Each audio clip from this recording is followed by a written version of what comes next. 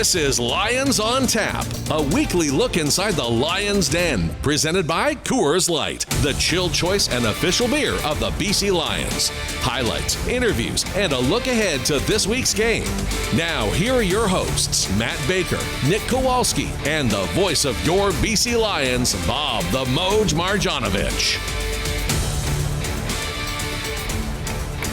This is BC Lions on Tap on 980 CKNW as we come to you tonight from the Rose and Crown Tavern in Tsawwassen, one of our favorite spots to hang out in and one of our favorite spots to visit during the course of this odyssey that we call On Tap. Big thank you to Shelley and her staff for having us here. Of course, Tsawwassen's. Is it Tsawwassen or Tsawwassen? Bake, is it Tsawwassen? You tell me. You're from Delta. You should know this. I usually go Tsawwassen. Hold on. We're doing an informal survey. Tsawwassen or Tsawwassen? Thank you. It's Tsawwassen. I was right. Tsawwassen. I was right. It's rare. It's rare, but I'm right. See, Kowalski's got an excuse. He's from. Where are you from? Winnipeg. I'm still learning Tsawwassen. It's tough for me, but we have the survey now, so we're good. This is a tough one. The spelling, don't even get me started. It's Tsawwassen's only neighborhood pub with the coldest beer in town and the cleanest beer lines. 1203 56th Street. Of course, here in the neighborhood, pop on by Shelley and her crew. April, by the way, doing a great job serving us as well. Very good. They will take care of you. They'll take care of you at the Rose and Crown Tavern in Tsawwassen. Unfortunately for the BC Lions, they didn't take care of business against the Winnipeg Blue Bombers on Sunday at BC Place, going down to defeat 20-11, the game in which Nathan Rourke returned, gentlemen. And, I was surprised, and I'll tell you why.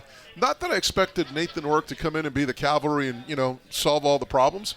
But, man, he looked so good in practice.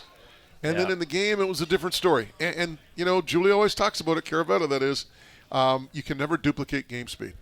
Yeah, and it took me, I think I'm still kind of processing that one, just how it went down. But when you look at all the variables, and we've talked about how cross-continent flight on Tuesday, right into it. Nick and I were there Wednesday morning when he arrived, and you could tell he was just sort of still kind of processing it. But when you really take a deep dive into it, one practice with both McInnes and Hollins. That's it, right? Mm-hmm. Hollins missed 2 days. McInnes missed one of those. So they were not together, all three of those players, until Friday. And I'm with you. I think it was Friday's practice where the only incompletion I saw was a pass that went right through the fullback's hands. But, those are going to happen. And you're right, you can't duplicate it. We know how well Winnipeg's playing. They look very much like they're going to be a part of this until the end. Again, they're playing championship-level defense, too. So you add up all those factors, and there you go. Yeah, and the opportunities were there, too, right? The defense, Big they time. generate 2 turnovers. Yeah. In the fourth quarter, after TJ Lee's pick, you almost feel like there's that momentum shift, and then it's a 2-and-out, right? And just couldn't get anything going. But at the same time, Nathan wasn't using any excuses, right? We aired his media post-game where he took a moment before he answered questions to publicly apologize. And good for him. Yeah, it takes a lot of credit and a lot of honesty to admit to the standard that he didn't meet, in his words. And the good thing is, it's a short week, moving on to Ottawa. But it's tough to go against that league-leading defense in Winnipeg too, and it was surprising though. Well, it's almost a parallel to the game in Winnipeg, and head coach Rick Campbell pointed this out afterward. At the half, it's only it was 13-0, I believe, in Winnipeg. Here it was 10-0, right? So it's not like the game was out of hand and Winnipeg was running roughshod. The opportunity was there had the offense been able to get it cranked up, but they just – and give Winnipeg credit. That's a good defense, right? I mean, they play aggressively. They got some great corners. Their secondary solid, good linebacking core led by Big Hill and company. So, they got Jefferson up front. So it's not like they don't have players. Yet at the same time, much like I said against what happened in Winnipeg a couple of weeks ago, I said the same thing. It's like they're not the 85 Bears either, right? I mean, it's not like the Lions are devoid of offensive weaponry. I mean, you have Nathan Rourke, you got Will Stanback, who, by the way, will be our guest tonight. You've got Alexander Hollins, you got Justin McInnes. It's like, and that's the crazy part about it, and Rick talked about this in his post-game press conference. How do you go like this offense is firing on all cylinders and looking so good, and you have the number 1 and 3 receivers in the league, and then all of a sudden it's just gone completely the other way, right? And that's been the question a lot of people have had is what has happened here these last few weeks. They've shown flashes of it. I mean, you look at the game in Edmonton 2 weeks ago where our guest tonight, Mr. Stanback, I think accounted for 35 yards on the ground on that first drive alone. They don't miss a beat with Jake Dolegala, go up 7-0, and that's the only time they can find the end zone, right, the entire night. And 4-game losing streak, something that hasn't happened here since the 2021 season. But the silver lining, 5 points separate first from last in this West Division.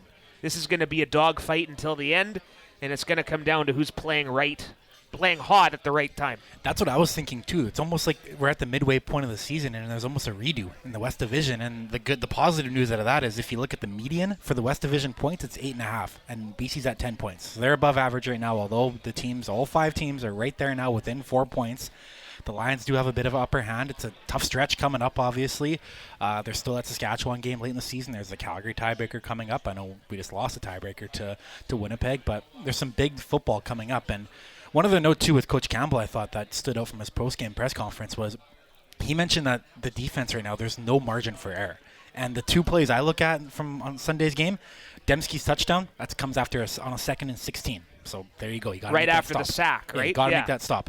The next touchdown, it was 2nd and 10, and Collaros hits Dembski for that 37-yard corner ball. And those are the 2 plays, right? Those 2nd and long, 2 errors and 2 touchdowns, and that's the difference. Well, and the other thing, too, about that, I believe it was the first touchdown catch by Dembski, was that roughing the passer penalty on Pete Robertson, which kept the drive alive. I'm sorry. I mean, I looked at that again on the replay. I saw it during the game, and I was a fan of it, and I saw it again when I watched the game at home, like watched the TSN replay. I mean, hit the top of his helmet, grazes Collaros' chin? I don't even think he impacts. I think he just grazes it. And they call it a roughing the passer penalty. I'm just like, what's happening now? Especially with these roughing the passer calls. Like, the rule was meant to protect the quarterbacks. I understand that. And yes, you have to protect the quarterbacks. But let's not get too carried away here, right? I mean, again, I just saw that penalty, and it just frustrated me. But it is what it is. It's not the reason the Lions lost, but it was just one of those factors that came into play. Have to bounce back from it. Yeah, right? I mean, you're going to get bad calls against you, and you're right. You have to overcome, and Rick Campbell talked about that postgame. You have to overcome those calls. But you're right. Right now, the margin for error for the defense is slim. And I'll tell you something, too. That puts a lot of pressure on the defense. It does. And I say that because if your offense is piling up points, you can go out there and play with a lot of aggression, a lot of confidence on defense, right? When you realize that, hey, you know what? We might have to hold the opposition to 17 or 14. It puts a lot of pressure on those guys, right? And nobody likes playing with pressure, right? So, anyway, it is what it is. Hopefully the offense gets it cranked up against Ottawa, but it's not going to be easy when they go into Ottawa to take on the Red Blacks because now you're talking about the 3rd-ranked defense in the league, right?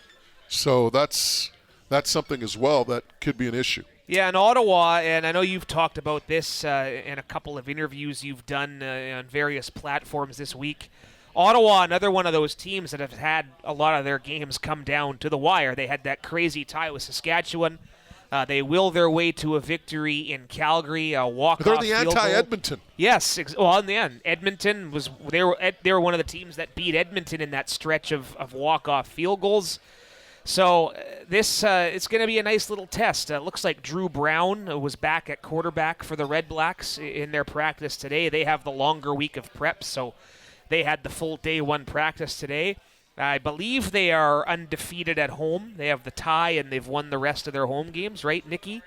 So when the Red Blacks are going, TD Place is pretty much up there as far as loud venues, home field advantage, and they've taken advantage of that this year. And a nice little wrinkle here, it is a home-and-home series, technically, with Touchdown Pacific to come next week. So it's a big litmus test, no doubt. Well, I mean, never mind the fact that, again, the team will be focusing on this game in Ottawa, but sure, you have Ottawa back in Victoria, so in a way it's a road game. You're taking the players out of the routine. Then you got to go to Montreal, right? So short week to Montreal. Yeah, too. And life is not getting any easier for the BC Lions, and it's gut check time. You got to find a way to get over this hump and get the job done. By the way, I'm going to tell you guys one thing: Ottawa is the most dangerous stadium in the league for a play-by-play guy.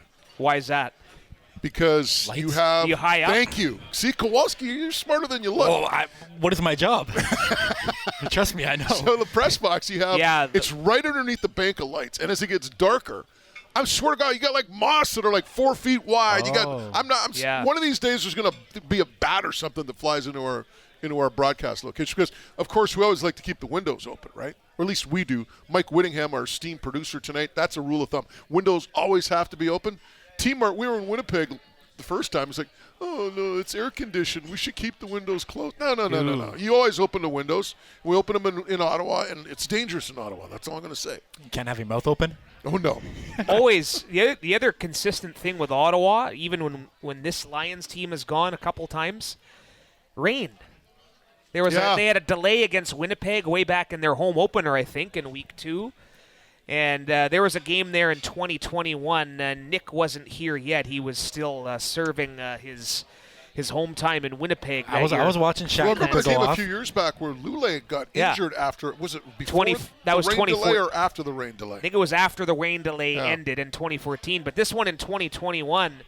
A bunch of our credentials, because the material for our credentials, I guess, was different, and a bunch of them got damaged by the rain. We had to reprint a bunch of season passes that year. So let's hope that the forecast cooperates. Oh, I got some music for your ears. 26 and sunny on Friday. Well, that's awesome. That's what 26 and sunny on Saturday. That's what it says now, but yeah. Could change. All right, much more coming up. Again, our guest tonight will be Lions running back William Stanback. It's the Moj, Bob Marjanovic, along with Matt Baker and Nick Kowalski. William Stanback joins us next. You're listening to BC Lions on Tap on 980 CKNW.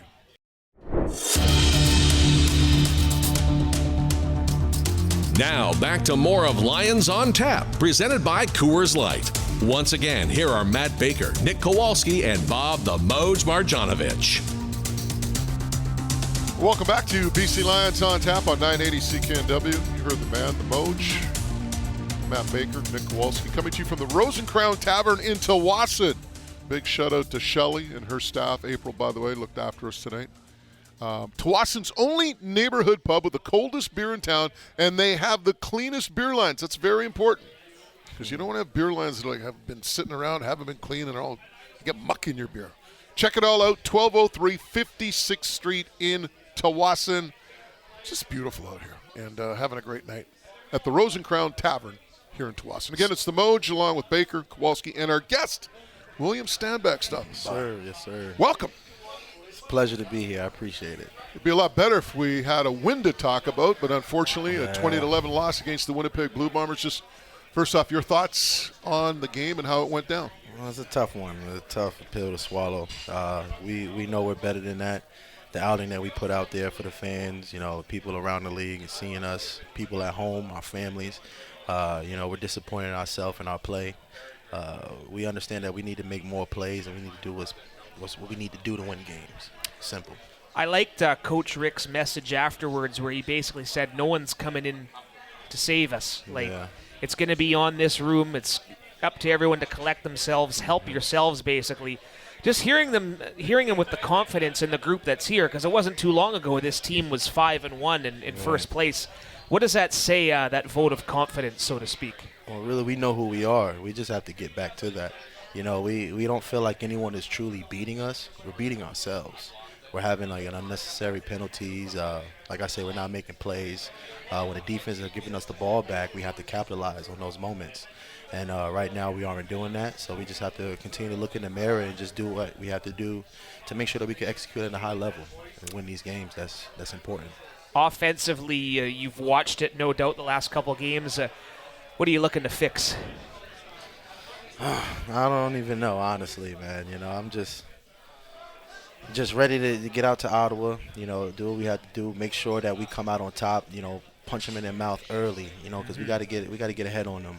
And we know what we're capable of. And we got to air it out. We got to punch it in the end zone, get in that box. At the same time, though, too, the West is very, very close now. Yeah. Like we were saying earlier, it's almost like a reset on the season, right? So how do you manage that? Do you kind of take a look at the first half of the season and accept the work that you guys have, or the aspects you built for to the start of the season, or do you kind of look at it like a refresh and that you can kind of take things from your point on? Well, yeah, definitely we can look at it as a reset and everything like that. But we understand that we're basically like everyone's in the middle of the pack. We all have similar records. You know, the only team that's pretty much ahead of everyone is Montreal, and that's not a team we have to really worry about right now.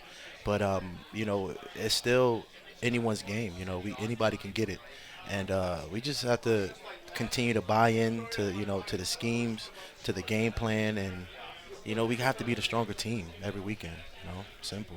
Will Stanback, Lions running back, is our guest as we come to you from the Rose and Crown Pub in Tsawwassen. You know, when I look at teams that struggle in, you know, whatever sport, you always hear that adage, get back to the basics, right? Get back to making sure you're doing the little things right. Is that something that you guys are focusing on, is just kind of get back to the basics and get back to doing the little things because, well, little things add up to big things, don't they? Yeah, exactly. And like what Nick says, it's like a restart. Making sure that we're on time for meetings. Making sure that we're putting the right things in our bodies and exercising and stretching and getting the treatment that we need to have to make sure that we are physically capable to go out here and dominate. And, you know, we say it all the time, you know, Sook, dominate, reset, dominate. And that's the motto that we go by, and I truly believe it ever since I heard it, being a part of this organization. And that's what we have to do in this last half of the season. Nathan Rourke comes in, high expectations, looked great in practice during the course of the week, and then, of course, didn't duplicate that success in the game. But from what you've seen of Nathan, what are your first impressions? Because you didn't play with him the first time around here when he was in B.C. Oh, very transparent. He's a pro at everything that he does, taking care of his body, making sure that everyone can understand and be on the same page as him. When the first day I met him, obviously I'd seen him before, you know, coming here and everything like that. And then when he came back to visit us, our home game that we had, I forgot who we played. But he's just a great guy. Saskatchewan. Saskatchewan, yeah. And you can tell he's just a great guy and just, you know, he's loving. You know, you can understand where he's coming from. And I just want to be behind his back 100%.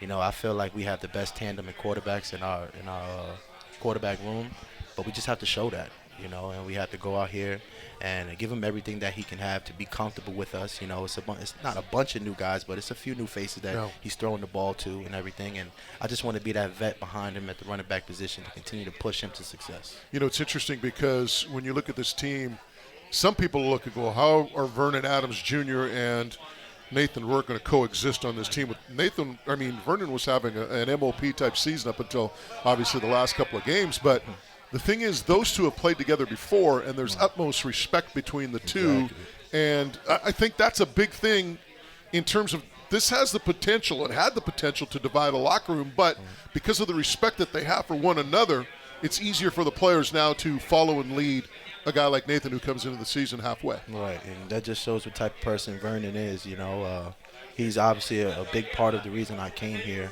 and I'm never gonna like switch up or be on one person's side. I just want to make sure that whoever's leading this team right now, I'm gonna be 100% behind them. And Vernon understands that. Me and him talk all the time. I was supposed to hang out with him a couple days now and everything like that. But, you know, he's doing his thing. You know, he got to handle his stuff. And he's being a pro about it. And, you know, I just wish nothing but the best for both of them. Last one before we start talking about your journey in the game of football and the beginnings and all that. But you cracked the 100-yard barrier against the Winnipeg Blue Bombers. And you know what? I know, you know, it's just a number. You'd rather have 40 yards in a win than 120 in a loss. But at the same time, your game, it's there. You still have a lot of game left and a lot of game left to give. Yeah, and that's the reason why I came here. I wanted to be that X factor in the backfield to help us get over that hump, you know, when the time is right in the Western Finals. And I truly believe that we still can get there. We have all the guys in the locker room, the coaches that can lead us to the promised land. We just have to continue, like I said, to buy in and execute. We have to execute. Will Stanback is our guest. This is Lions on Tap on CKNW 980. You know, it's interesting when you look at a lot of guys and their background and where they're from. Sometimes, you know, tons of guys from Florida, tons of guys from Cali, some guys from Arizona, Mississippi, you name it. New York, I've never thought of as a football hotbed. No, it's not. You know, and when you're born in Uniondale, when I think of Uniondale, I think of the New York Islanders, right? I mean, hockey, right? I mean, what was it like growing up in Uniondale and playing? And first off, just what was it like growing up, and how did you get involved in sports? Well, it was nice growing up. My parents moved from East New York when I was born. They moved to Long Island in Hempstead, and they wanted to just have a better life for me, grow up, you know, in the suburbs and everything like that. Football really wasn't like a huge. I mean, everyone played it, but it really wasn't that many great guys coming out of New York, coming out of Long Island to be exact. There was a few people, but basketball, lacrosse, track was the top sports and everything like that. So playing football, I just always felt like that was something for me. My family is from the South, so I guess I just have that Southern blood in me. I was just born in New York. So I guess football was probably always destined for me, for my future and everything like that. But it was pretty much my dad, just watching the Giants, watching the Jets, on Sundays and everything like that, and just leaning towards it and just falling in love with the game. Did you have any siblings that you competed with, or was just? Well, I had an older brother. He's 26 years older than me, so he was already grown when I was growing up. So you're a Giants or Jets fan growing up? I'm a Giants fan, if anything. If I was to pick, I'd be a Giants That's fan. interesting because Hempstead is where the Jets are. Yeah, is that not? I don't know if is that where you actually grew up. Well, Nassau Community College. That's where they used to practice and everything, right by the Coliseum. And I did see about 2 or 3 practices growing up for the Jets, but my dad didn't take me all the time. So it was cool, but he wanted me to be a Jets fan, but I liked the Giants because my favorite color was blue growing up. So I just automatically leaned towards the Giants. So go ahead. I was going to say, then you go Yankees. I know you're a big Yankees guy. Yeah. What do you go for hockey? Islanders? Probably, right? Probably be Islanders, yeah. And what's the sport missing there? Basketball, Brooklyn? Knicks, okay. Got to be the Knicks, right? Yeah. So, New York Giants, so running backs, Tiki Barber, Brandon Jacobs, were those your type of guys? Yeah, I used to that's the number one thing, like holding the ball high and tight. That's where I got that from, being with Tiki Barber, watching his film and everything, and then the power that I like having. Really, my favorite running back was Adrian Peterson growing up. Yeah, and I just try to implement my game after him and everything, but he's just a beast. So. Yeah, you definitely see that. It's funny though, when I was doing some research this morning, and when you search your name on Google and YouTube, one of the first things that pops up is freshman year UCF. Yeah. There's a SportsCenter top 10 play where you truck former BC Lion Anthony Chaffee. But that's your freshman year, right? Was that kind of like your, I can make a name for myself in this league and beyond moment? Yeah, that was a special year, too. We only lost one game. Our quarterback was Blake Bortles and everything like that. We had a few guys I think maybe some people are still in the active roster in the NFL. Maybe Brashad Perriman, I'm not sure. But I had a good team that year and everything. Brandon Alexander was a part of that team as well, safety for the Blue Bombers. But, that play I just remember Blake telling me just run a flat. He was like, I'm probably going to pass it to you right away. Just get your head around. I turned around, I caught it, and then I know I was on the sideline. I felt like when I turned around, I didn't have enough time to make a move or anything, so I just lowered my shoulder. And then, boom, the play was on SportsCenter and everything like that. How did you wind up at UCF? That's crazy. So, in high school, I didn't really have that many scholarships and everything. Going back to New York, football wasn't that great. And I had my head coach, Doug Marrone, was the head coach for the Syracuse at the time. But he ended up leaving, going to the Jacksonville Jaguars. So that scholarship I didn't have anymore. But he still put my name out there. So you were originally going to go to Syracuse? Yeah, I was going to go to Syracuse. But I guess he told the next coach about me and everything, gave me the rundown about, hey, this kid in Long Island. He's a diamond in the rough. Go check him out. Give him an opportunity. Schaefer, I forgot his whole name and everything. But I remember I went on an official visit, and then him and my dad didn't see eye to eye. So, that was cut right there. And then I was getting ready just to go to community college and then try to just work my way up and go to a D1. And then my offensive coach at the time, Coach Watson, knew George O'Leary down at UCF. And George O'Leary's from Central Islip in Long Island. So he told him about me. He said, hey, I got this kid here. He's a stud. I really think you should give him a shot. He had a chance with Syracuse, but that's out the window now. Just check him out. His grades are up to par. So next thing you know, I flew down there, official visit. They was liking me.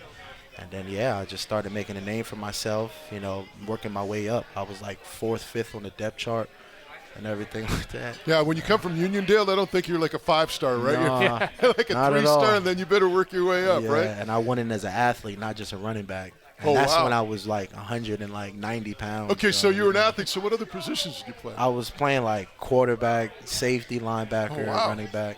You'd be a menace at safety, I think. That's what I was thinking. Like, as I've gotten older, I was thinking, like, what if I just converted to defense? Like, I might have an extra 6 more years playing in this, William Stanback is our guest, Lions running back. We're coming to you from the Rose and Crown Pub in Tsawwassen, and a big shout-out to Shelley and her crew. Of course, Tsawwassen's only neighborhood pub with the coldest beer in town and the cleanest beer lines. Check it all out, 1203 56th Street in Tsawwassen, BC. We'll take a quick break. When we return, more on William Stanback's journey in the game of football. Plus, we'll also take a look ahead to the game in Ottawa with William. You're listening to BC Lions on Tap on 980 CKNW.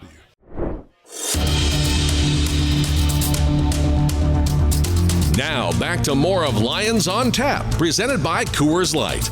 Once again, here are Matt Baker, Nick Kowalski, and Bob the Moj Marjanovic. You are listening to BC Lions on Tap on 980 CKNW. It's the Moj, along with Matt Baker, Nick Kowalski from Lions social media and media content team. And, of course, we are coming to you from the Rose and Crown Pub in Tsawwassen. A big shout-out to Shelley, April, and the rest of the crew here. Tsawwassen's only neighborhood pub with the coldest beer in town and the cleanest beer lines. 1203 56th Street in Tsawwassen. Our guest this evening is Lions running back William Stanback. Of course, we were talking about going to UCF and that experience. William, when did you realize, that you might have a shot at going pro? Realized I had a shot. I would probably say going into my sophomore year. Just a lot of people around me telling me if I just kept it up, like, yo, you're going to get drafted. Even growing up in high school, a lot of people, like my father's friends, would tell me, man, your son is going to be, in the pros. He just keep doing his thing, stay focused, stay out of the streets and stuff like that. He'll be good. And I always believed that at a young age. And I guess I always dealt with the wrong card, short end of the stick. A lot of things happened in my life that I guess, trajected my future to where I didn't stick on the NFL team. So I always had a feeling that I was good enough to make it to the NFL. You went to the Packers as an undrafted free agent. What was Aaron Rodgers like? Because you hear all these stories about Aaron Rodgers, and I've had actual teammates that I've interviewed and threw him under the bus. So he was a good guy and everything like that. He didn't really talk to me and everything. I remember one time that he told the quarterback who was with the Saints, I forget his name. He was always running off the ball. They had him at tight end, running back. Taysom Hill. Yeah. He was my locker mate. And I remember one time he came to me after practice. He said, hey, bro, I was just talking to 12. He said, who's number 43? And I told him who you were. And he was like, yo, I love the way he blocks, man. Tell him to keep doing that stuff. You know what I mean? Keep balling. And then I remember one time I got in with the ones, and I was getting like 1 or 2 reps. The running back coach put me in there, and he looked back to see who it was, and he literally changed the whole play. Like, trying to throw me off to see if I'm paying attention and, like, studying the playbook. And all he did was just change the play from one side of the stretch to the left to the right, and that was it. But he wanted to see if I was paying attention, and I did it, and I guess, like, I got a thumbs up from him or whatever, and I was on his good side after that, but it wasn't enough for him to tell him to keep me. You touched on you feel that you still have the ability to play in that league, and it's interesting because, and we talk about Nathan, and I've talked to so many players about this on both sides of the border. Guys that have played in the NFL know about the CFL and known guys that have played up here. Yeah. Man, sometimes it's just about having an opportunity and having somebody that believes in you to give you that opportunity. Yeah.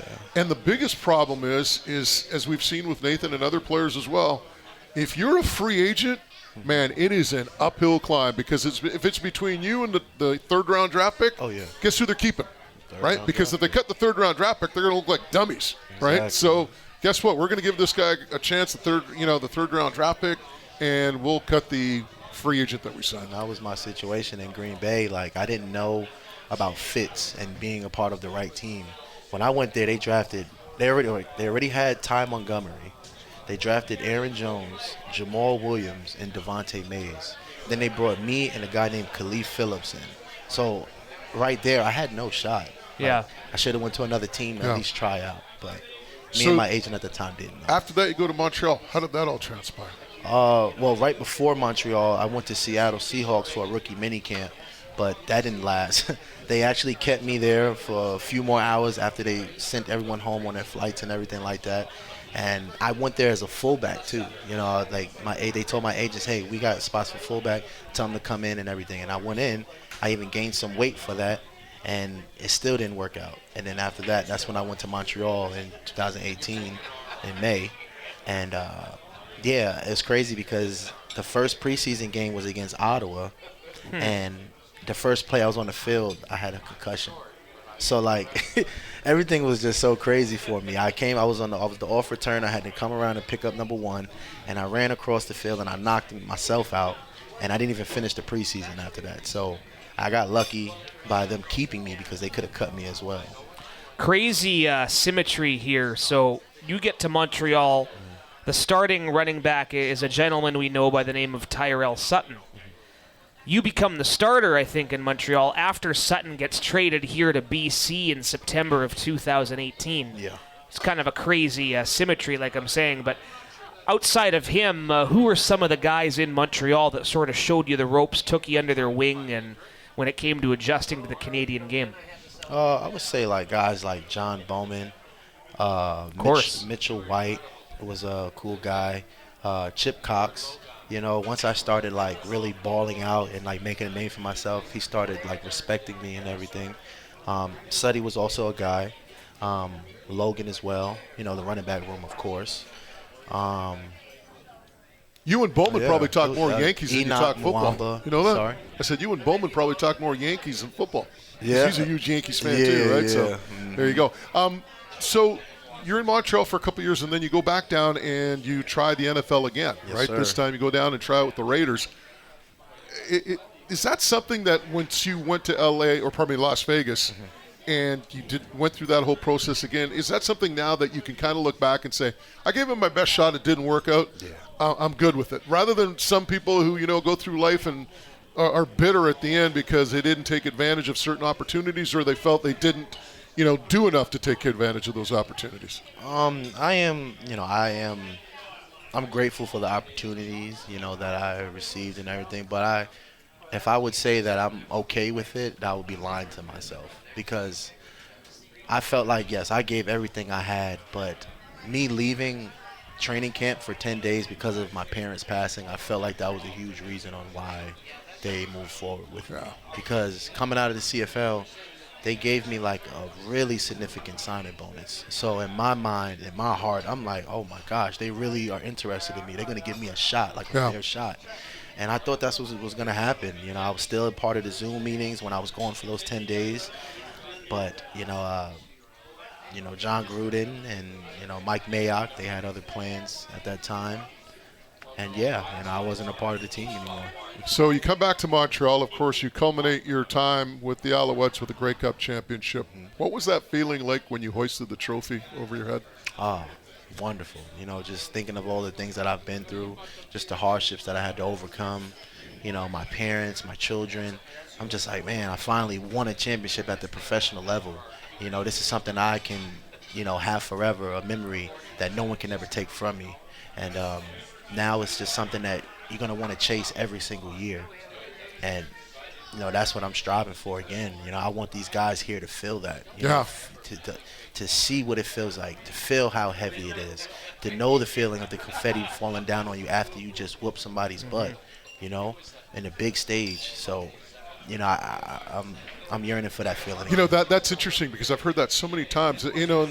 I kind of equate it like when you go somewhere, right? And you go to hey, you got to check this place out, whether it's a hot spot on a vacation or restaurant, you name it, because you want your friends to experience the same. Same holds true with athletes that win championships. You've done it. You know what that feeling's like. Yeah. And now you're saying to yourself, I want Vernon Adams Jr. to feel that. I want Keon Hatcher to feel that, right? Yeah. Because it's such a great feeling. It's such a great experience. Yeah. And hopefully that will happen here with the BC Lions this season.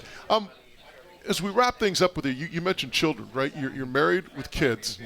How much does that ground you, and how much does that change the way you look at the game of football? Because when you come home and you have a 5-year-old and a 3-year-old, coming up, grabbing your leg or whatever, I mean, it kind of puts things in perspective, doesn't it? Yeah, it definitely does. And especially my son is 5 now, so he's understanding the games a lot more. Like he's saying, Dad, you're going to get a touchdown in this game. You're going to get 100 yards. And, and then whenever he tells me that he's predicting these stats, it's like I want to go out there and not only do it for myself, but I want to do it for him. He's seeing that. He's looking up to me. And when he hears my name, on the speakers and stuff like that, it's just it's just a wonderful feeling because I'm doing it not only for myself but for my kids and my family. Well, Montreal's come a long way to get back to the kind of overarching topic of the NFL and the talent and all of that. But I got to ask you about this because I'm not going to spoil anything for trivia, but 2018 in Montreal was a pretty eventful year. Okay. But in August, that's when Johnny Manziel makes his debut. Oh, yeah. And Vernon's there, too. What do you remember about that game? Because that game went down in the CFL history books as a complete disaster. But you were the running back in that game where you threw like 4 picks and. Yeah, I mean, it was crazy. That was his first game, being in CFL, a different league and everything. And I just try to let guys know that come up here. It was my first year also, but, throughout my career, I try to let guys know that the CFL is not an easy league. You can't come up here thinking that it's just going to be sweet. You're going to run through everybody because it's just guys here that can be in the NFL that just it's not enough spots in the NFL, and they may not know the particular people to get them on a roster. So, I guess he might have had the mindset of just coming here, dominating and running around, but you were professionals as well. But, he was a good guy, a lot of baggage, I would say, from the things that he's been through, in his past, but he's a very genuine person, though, from what I've known and the person that I've met.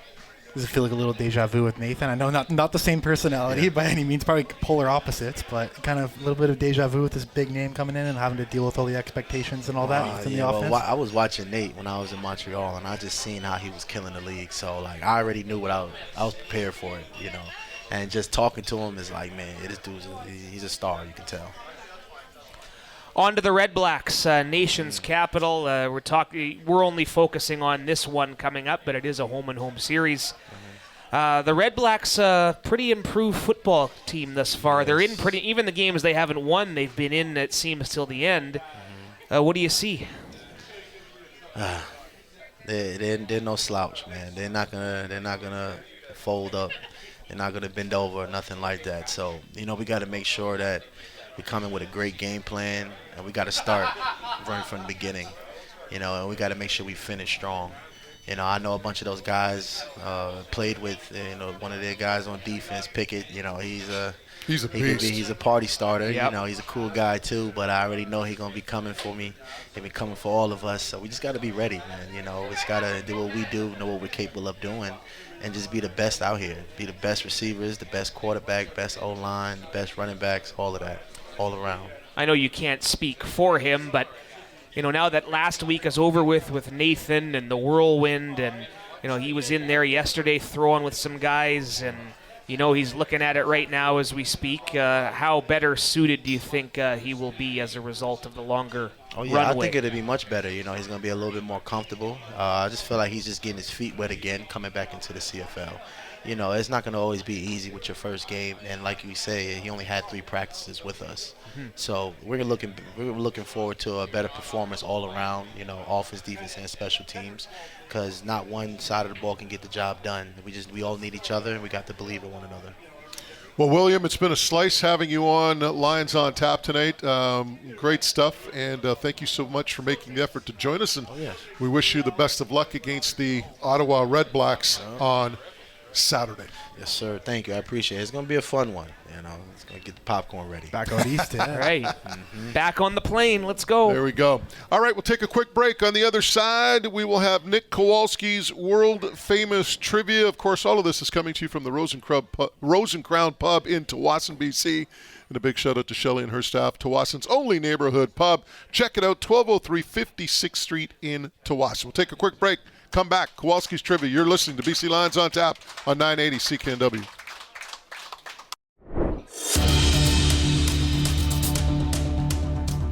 This is Lions on Tap, presented by Coors Light, the chill choice and official beer of the BC Lions. Now it's time for Nick Kowalski's world-famous trivia. Yes, indeed. You heard the man, Kowalski's world-famous trivia. It's the Moj, Bob Marjanovic, along with Nick Kowalski and Matt Baker from the Lions Media Relations and Social Content teams. Hey, we've called an audible. We've yelled out Omaha about 5 times during the break because William Stanback is going to stick around for trivia. Why? Because the trivia is about William Stanback, and I want to see if Bake can actually beat William Stanback on his own trivia. So, are you confident in this, Will? Yeah. You confident? Yeah, a little Will's the favorite here. He's got to be a massive favorite because Yeah. we're back to the Price is Right style though. So we're going to be doing a little Price is Right about Will Stanback's career in the CFL. So what I got you guys some paper, some pens. You guys are just going to We write got props, yes. Yeah, we're going to write some numbers down. I'm going to give you guys a question. Give me a number and closest 2 wins. You can go over 2 just for the record. We can? Yeah, you Okay. can. All right. All right, question number 1. Will's rookie season in 2018. Tell me how many rushing yards he had. Will, you should be the favorite here. How many? I penned it. Oh, there we go. I'm gonna say. So we talked about it. Will, you made your way through on special teams. Tyrell Sutton I'm midway. good. Okay, Moj, what do you got? I got Show me. 496. 496. Baker's got 438. I got 520. Will's got 520. Will is the winner because the answer is 539. Because I was close. I know it was like 500. I remember something like Will There you go. takes the lead. Okay, point 1 for Will. 1 for Stan. 1,000-yard rushing seasons. How many 1,000-yard rushing seasons have you had, Will? You should get this one on the nose. I hope you Oh, do. this is going to be easy. So For Will's- him, What do you got, that. Moj? What do you got? I got 3, 'cause 2. It's about to be. Moj has got 2. Baker's got 3. Will's got 2. The answer is 2. The good news is, Will, you're well on your way to number 3. Yep. On pace for 1,100 right now. pace. so I got point. I got Yep. a point. Point Moj, point Will. All right, Will, your longest career rush, how many yards was it? I'll give you a hint. It came in 2018. But I don't know. Came it in was 2018? It was The one you had Toronto. against the Lions last year was close. Well, that's I got a it. Let me hint. see. I think it's 7. All right, so Baker's got 76. Moj has got, do you write 76? 81. 81. You changed it to 81. Will's got 74. Will, you got another point for Will. The answer is 72 yards. Something Oh, no, like no. that. He doesn't get a point. He's over. Yes, I You ever Here- watch The Price is Right? If you're over, you don't get anything. You listen to the opening. No, segment. Listen no, to the no, opening. no, We said he doesn't can. get a point. We said He can. said we're allowed to go over. Can. The fun fact about Which this one- doesn't mean it's the Price is Right. the fun does it? fact about this one though, it wasn't a touchdown. It was No, it wasn't because Ernest remember it? Jackson didn't keep blocking downfield for me. Do you remember? He was just jogging. Do you remember it? I remember where it. was That's it? It was with Manziel Yeah. too. Yep, yep. And it was Throw it your was guy like, to the bus. We had 2018, a stretch play, like an outside zone. Yeah, at BMO, All right. yeah, in 2018. All right, I like this one here because you have an illustrious playoff career in the CFL. So tell me how many total playoff yards Will Stanback has in his CFL career. The hint is it's more than 5 games played. Just rushing yards or yards from scrimmage? total yards. Total from yards. scrimmage. Total yards. All right. I'm gonna say. How come I'm always Write starting? some answers. Wait, you're the hot Huh? hand here. What do you got? 398. 398 for Moj, 554 for Baker. Oh, and he went up to you. He went 402, and that makes Will correct because the answer is 449. Oh, seriously? That's impressive, though. Right? Oh, Wait, me sorry. that's what- bogus. That makes me I excited for. didn't, no, I'm really guessing. I'm really trying to go back and think about the playoff games because I know last year against Hamilton was a pretty good playoff game. 4-1. Doesn't that make you excited for November though? And then I know Guy comes with Toronto. almost 500 playoff yards. I gotta get up on the board here. Let's go, Nikki. All right, I kind of alluded to this earlier. How many different starting CFL quarterbacks have you played with, Will, man, in your okay. career? 2018 was a lot. That's kind of a hint. The Montreal Alouettes, big quarterback carousel in 2018. We listed Johnny Manziel. One Vernon Adams Jr. was there. Obviously got some ones this year in BC.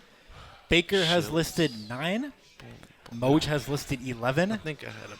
What are you going for, Will? You need an I answer had right now. s- I You're think going 6? Yeah. So 6 was the answer in 2018 alone. You guys had 6 different starting quarterbacks in 2018. Ah. 6, right? Yeah. Point for Moj because the answer is 12. Ooh. So In here's the hunt. I'm still in the hunt. it's a wild list though. So 2018, Yeah. Drew Willie, Drew Willie, Jeff Matthews, Matthews, Matt Schultz, Schultz, Vernon Adams Jr., Pipkin. Johnny Manziel, Antonio Pipkin, Trevor Harris, Trevor Dom Davis, Cody Fajardo, Caleb Evans, Jake Delagala, dang. and Nathan Nice. Rourke. Oh, no, I got it all wrong. I listened to the question wrong. I thought it was only the quarterbacks from 2018. My bad. Oh, and you nailed it. Yeah, that's pretty Oh, yeah, impressive. yeah. though. 6 quarterbacks. Okay, But yeah. point Moj. Because I for the remember. rules. I got a point. them. All right. So, Will, I just one randomly popped in my head. It's about your wisdom here. But how many days old are you in your life? Days old? What? Here's a curveball. How many days old is Will Stanback? Like days old? Yeah, So- days. Period. How many days old are you? How many days have you lived? Wait. Yeah, period. Like, so I got to do like 30 Do some years? math, yeah. Oh, Do some multiplication here. We're going on the fly, though. We're on a time limit. Got to write down an answer. Getting answers right now. Moj. I think Moj is doing some like long form I'm I'm going to multiplication. go over there. 11,150. Oh, I think you looked this up, Moj. Because No, I just did quick math. you were- 365. You were very close. I oh can't no, I just multiply. said some bull crap. 1083. 1083. The answer is 11,003. So you just 11,000 days. You've Boom! I meant to put another one. That was easy. Just did like 330, so 365 times 10, and then you add up the 365 3 times and throw in whatever you want for this year. I think I'm eliminated here. Yeah, Moj is already the winner. Want to do the tiebreaker? No, it's 4-3. It's 4-3 It's for Will. 4-3 Yeah. for Will. All right, so I got one more question here. So in 13 games against the Ottawa Red Blacks. And by the way, if I tie this, we arm wrestle as a tiebreaker.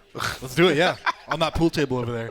Okay, fire away. All right, last question. Will Stanback has played 13 games against the Ottawa Red Blacks. How many victories does he have playing against Ottawa? It's kind of a hint there with 13 games. You and VA had some good games against Ottawa. I was looking back at those games. VA had some highlight reel plays. I know we're going to be going in with Nathan probably this week. But so what we got? Baker's got 11. I've got 9 and 4. 9 and 4. Yeah, Will knows. It's 8. So we're going to a tiebreaker. We got the arm wrestle going down here. No, what was it? 8. Then he won. That's the point. Yeah. 8 and 5. So it's I just literally guessed that. 5-3 Wills. Oh, So Will won. Oh, Yes. I thought you. Well, I needed hope it. he was going to win. It was his trivia Yeah. for crying out loud. But I guessed that. Hey, Will, you want to stick around after we go in there? We'll do Moj trivia. See how you do. Yeah, about Moj's life. Well, that was fun. Again, Will, thanks for stopping sir. by, and we appreciate your effort in coming out. And this time it is final. We will be saying goodbye this Yes, time. it's my pleasure. There Thank you go. guys. Appreciate Good stuff with Nick Kowalski and trivia with Will Stanback, and that was a lot of fun.